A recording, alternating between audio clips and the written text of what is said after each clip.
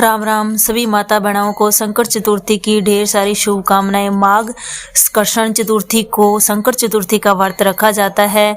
इसमें जितना व्रत रखने का महत्व है उससे कहीं ज्यादा महिलाओं को इसकी कथा सुनना ही लाभदायक होता है।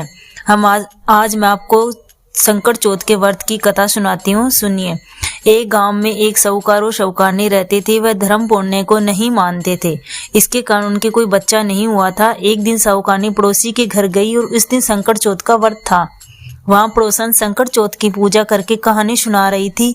साहूकारनी ने पड़ोसन से पूछा कि तुम क्या कर रही हो? तब पड़ोसन बोली कि आज चौथ का व्रत है इसलिए कहानी सुना रही हूँ। तो साहूकारनी बोली, चौथ के व्रत करने से क्या होता है? तो पड़ोसन कहती है कि इससे करने से अन्न धन सुहाग पुत्र सब मिलता है। साहूकारनी ने कहा, यदि मेरा गर्भ रह जाएगा तो मैं 1.25 सेर तिलकुटा करूंगी और चौथ का व्रत करूंगी। श्री गणेश जी भगवान की कृपा से साहूकारनी के गर्भ में रह गया और वह बोली, मेरे लड़का हो जाता है तो मैं 2.5 सेर तिलकुटा करूंगी। कुछ दिन बाद उसको लड़का हो गया तो वह बोली कि हे चौथ भगवान, मेरे बेटे का विवाह हो जाएगा तो मैं 5.25 सेर का तिलकुटा करूंगी।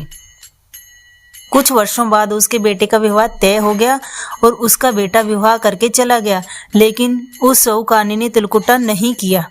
इस कारण से चौथ देव क्रोधित हो गए और उन्होंने फेरों से उसके बेटे को उठाकर पीपल के पेड़ में बिठा दिया। सभी वर को खोजने लगे पर वो नहीं मिला। उदास होकर हताश होकर सारे लोग अपने अपने घर को लौट आए।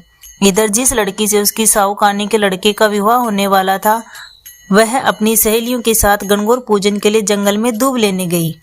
तभी रास्ते में पीपल के पेड़ से आवाज आई, ओ मेरी अर्ध बिहाई। यह बात सुनकर जब लड़की घर आई उसके बाद वह धीरे धीरे सूखकर कांटा होने लगी।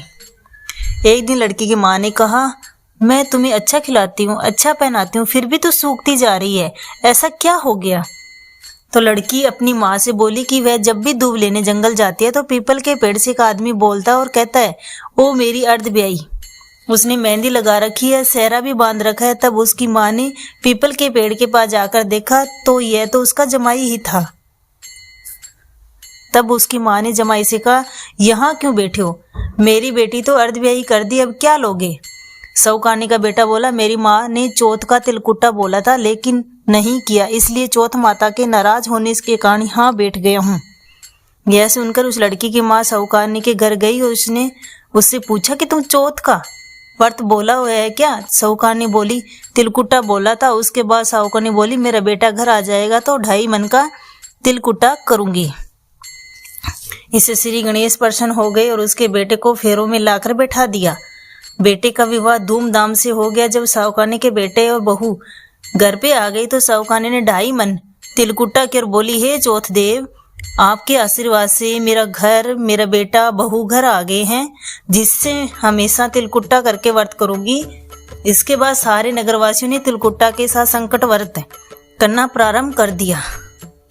हे संकट माता, जिस तरह से साहूकारनी को बेटे बहू से मिलाया वैसे ही हम सबको मिलाना। इस कथा को सुनने वालों का भला करना। बोलो संकट चौथ की जय। श्री गणेश देवाई की जय। संकट माता की जय।